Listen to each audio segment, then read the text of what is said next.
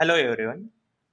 आज का जो ये वीडियो है इसके अंदर हम बात करने वाले हैं टून के बारे में। ये कॉन्सेप्ट इंडस्ट्री में बिल्कुल ही नया है। तो टून होता क्या है, इसका जेसन के साथ कंपैरिजन, और मैं एक प्रैक्टिकल इम्प्लीमेंटेशन भी आपको शो करने वाला हूँ और उस रिपोजिटरी को भी शेयर करूँगा ताकि आप खुद भी इसको एक बार देख सकते हो, प्रैक्टिस कर सकते हो। तो जो भी मैंने कोड लिखा है वो भी आप लोगों के साथ शेयर करूँगा। तो पहले हम टून की रिपोजिटरी पे चलते हैं। तो रिसेंटली मैंने ट्विटर पे इसके बारे में पढ़ा था।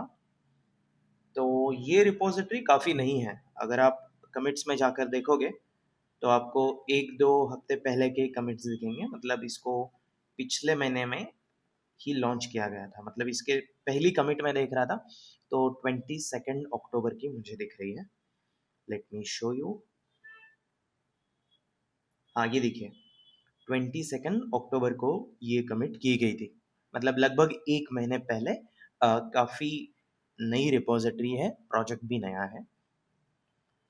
तो हाँ, TOON stands for token oriented object notation. इसका मतलब होगा token oriented object notation. Don't worry, मैं टोकन के बारे में भी समझाऊंगा।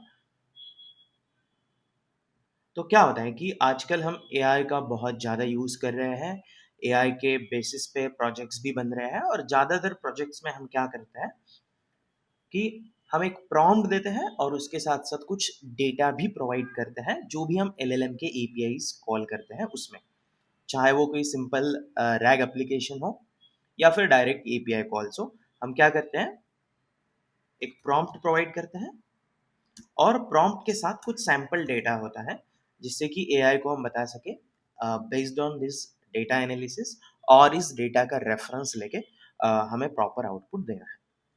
तो एक प्रॉम्प्ट होता है जिसमें हम इंस्ट्रक्शंस देते हैं एंड उसके साथ साथ डेटा। तो जो भी डेटा हम किसी एलएलएम के एपीआई में सेंड करते हैं तो उस डेटा का साइज जो है वो टोकन के बेसिस पे काउंट होता है। तो रफली आप 4 या 5 कैरेक्टर्स मतलब एक टोकन समझ सकते हो। तो टोकन को समझने के लिए मैंने ये ओपन एआई का टोकनाइजर ओपन किया है। तो यहाँ पर लेट से मैं हेलो टाइप कर रहा हूँ।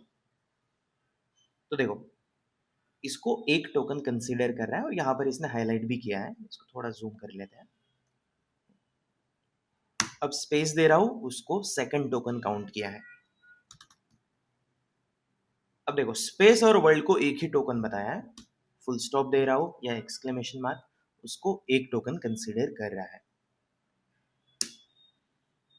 अब न्यू लाइन में मैं कुछ लिख रहा हूँ तो देखो, एक रैंडम टेक्स्ट लिखा है, इसको उसने 3 टोकन्स में कन्वर्ट कर लिया है। तो रफली 4 कैरेक्टर्स को, 4 या 5 कैरेक्टर्स को हम एक टोकन कंसिडर करते हैं।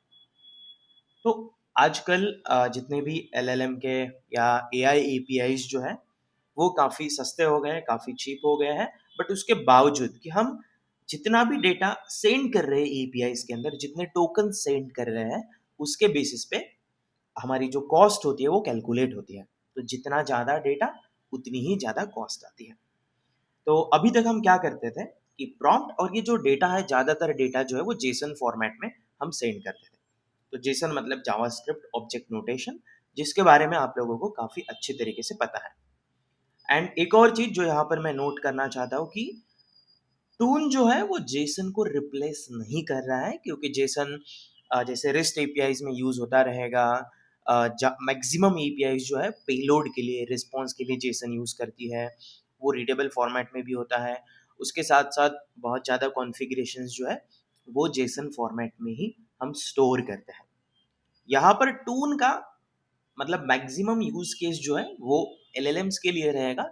जब हम कोई एपीआई कॉल करते हैं और डेटा पास करते हैं तो वो हमें टून फॉर्मेट में सेंड करना चाहिए इंस्टेड ऑफ जेसन, अगर कॉस्ट को ऑप्टिमाइज करना है तो। उसका मैं यहाँ पर एग्जांपल भी दिखाऊंगा थोड़ी देर में। तो देखो, जितने ज़्यादा टोकन्स उतनी ज़्यादा कॉस्ट, तो वो कॉस्ट सेव करने के लिए ये टूल हमारे पास है। तो यहाँ नीचे दिया गया है कि जैसे जेसन फॉर्मेट में है तो ये एक इनकोड मेथड प्रोवाइड करता है और उसके बाद जेसन फॉर्मेट को टूल में कन्वर्ट करता है। तो ओवरऑल टोकन्स जो है वो 30 to 60% जो है वो टोकन्स हमारे बच जाते हैं। तो मैं यहाँ पर एक एग्जांपल दिखाता हूँ आपको।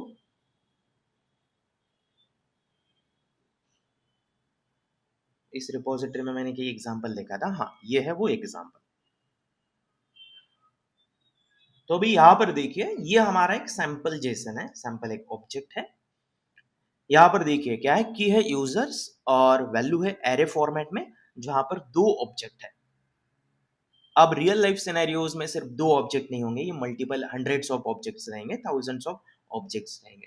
तो देखिए क्या होगा, हर ऑब्जेक्ट के लिए हम आईडी, नेम, रोल, ये रिडंडेंट डेटा जो है वो एपीआई में पास करेंगे।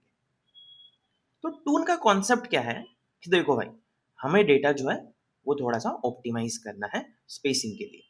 तो इन्होंने लिखा है कि यूजर्स दो है और उनका फॉर्मेट ऐसे रहेगा, आईडी, नेम और रोल, और उसके बाद इंडेंटेशन में, इंडेंटेशन छोड़ के कॉमा सेपरेटेड सीएसवी स्टाइल में, one Alice admin, two Bob user, इस तरीके से ये डेटा सेंड कर रहा है। तो जब हम इंडिविजुअल रोज को प्रोसेस करेंगे तो हमें पहली रो को रेफर करना है कि वन ये जो है आईडी है, अलाइज ये नेम है, एडमिन रोल है, टू आईडी है, बॉब नेम है, और यूजर जो है वो रोल है, इस तरीके से। तो इसी सैंपल डेटा को हम यहाँ पर चेक करते हैं टोकनाइजर के अंदर। इस कंपैरिजन से काफी बातें जो है वो क्लियर हो जाएगी। इसको मैं कॉपी कर रहा हूँ एंड यहाँ पर पेस्ट कर देता हूँ। तो देखो इसने क्या बोला है, टोटल 44 टोकन जो है वो इसने कंसीडर किए हैं,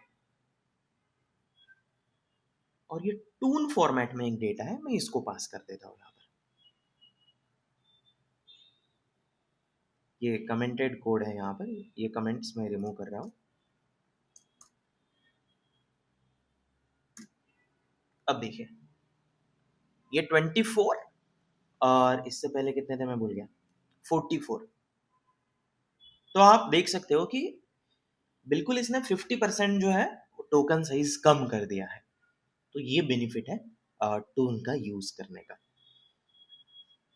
यहाँ पर हम इसके बारे में रीड कर सकते हैं। हाँ, यहाँ पर AI is becoming cheaper and more accessible, but larger context windows allow for larger data inputs as well. LLM tokens still cost money, and standard JSON is verbose and token expensive. तो standard JSON अगर use करता है तो वो काफी expensive है as compare to twin. इन्होंने twin का वर्जन भी यहाँ पर दिखाया है, तो इसको भी एक बार कंपेयर करते हैं। ये एक JSON फॉर्मेट में डेटा है,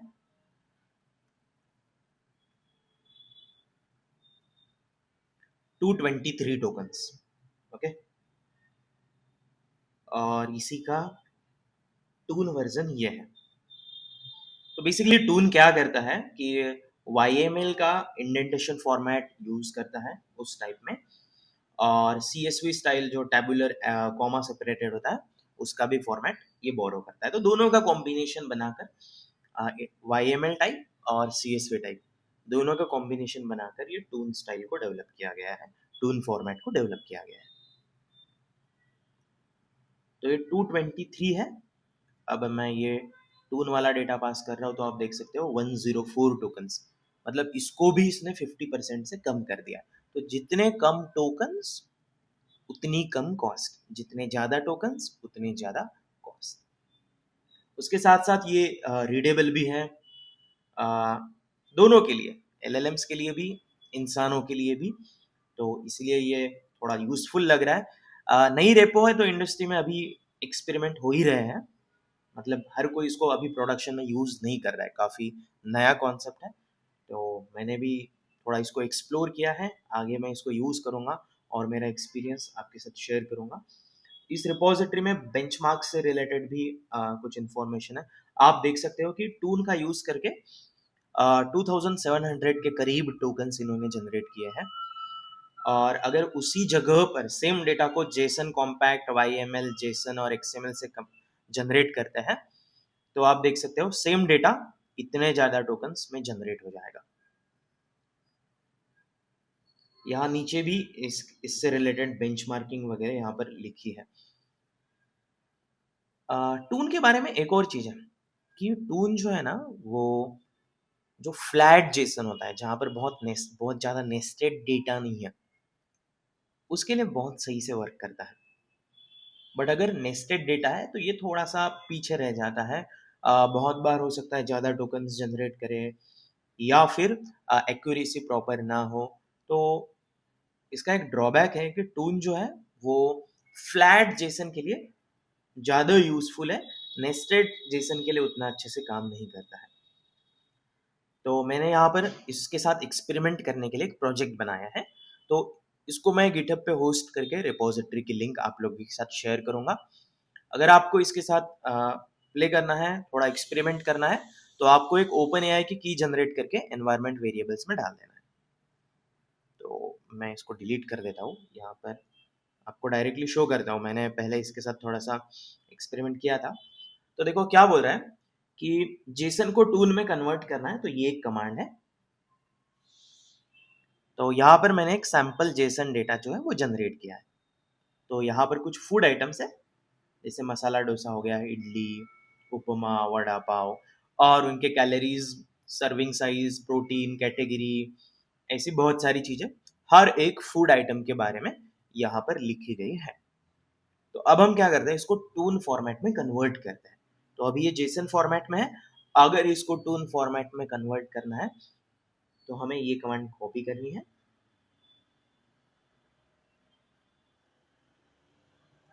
ये कॉपी करके मैं बोल रहा हूँ हमारा इनपुट जो होगा वो होगा कैलोरीज डॉट जेसन से,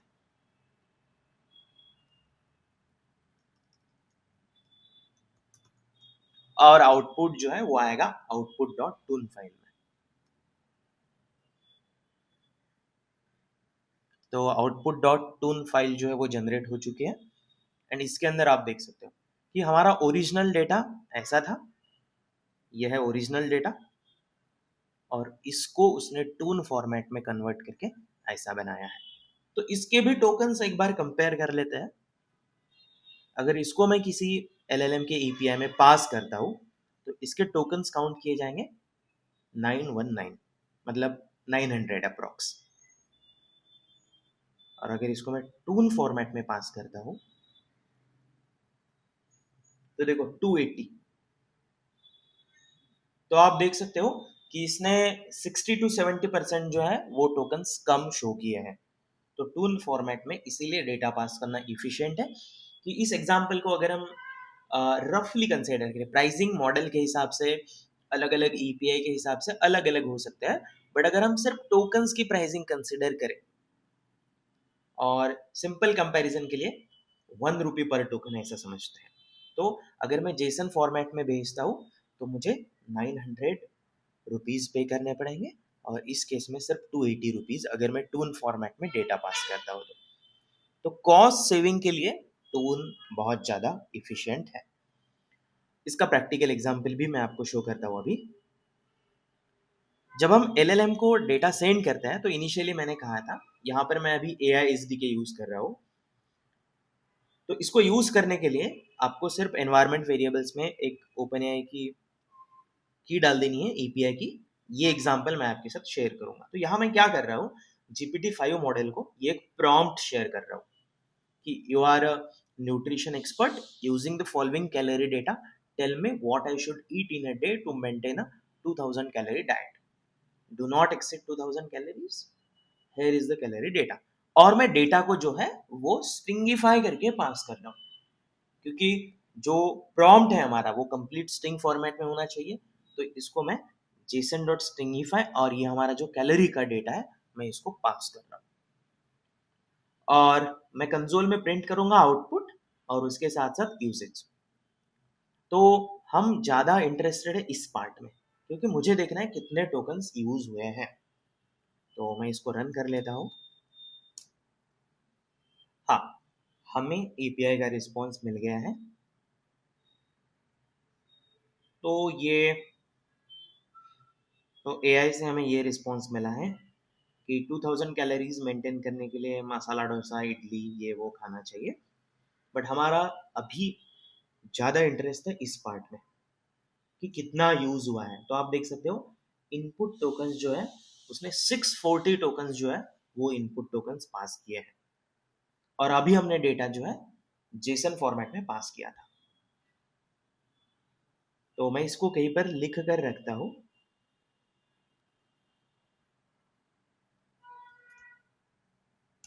compare.md करके एक फाइल बनाता हूँ और जेसन फॉर्मेट में हमें ये रिस्पॉन्स मिला है। ओके, अब टूल फॉर्मेट में क्या रिस्पॉन्स मिलता है वो देखते हैं। तो एपीआई कॉल करने से पहले ये जो जेसन वाला डेटा पास हो रहा है, मैं जेसन को पहले टूल में कन्वर्ट कर लेता हूँ। तो टूल में कन्वर्ट करने के लिए इन्होंने एक कमांड बताई है, एक फंक्शन बताया है ये वाला, कि टूल फॉर्मेट टूल लाइब्रेरी से हमें इनकोड को इंपोर्ट करना है और ये क्या करेगा, जेसन डेटा को टूल फॉर्मेट में कन्वर्ट कर लेगा। इनकोड को मैं यहाँ ऊपर इंपोर्ट कर रहा हूँ और ये जो इनकोड है जेसन डॉट स्ट्रिंगिफाई की जगह मैं इसका यूज कर लेता हूँ इनकोड का। तो ये क्या करेगा, डेटा को टूल में कन्वर्ट करके भेज देगा एलएलएम की एपीआई में। पहले मैं कंसोल को क्लियर कर लेता हूँ एंड उसके बाद कमांड फिर से एक बार रन करता हूँ। अब इस बार हम देखेंगे कि कितने टोकन ये यूज करने वाला है। हाँ, अब टूल फॉर्मेट में हमने डेटा पास किया था और हमें आउटपुट जो है मिल गया है 331 टोकन्स।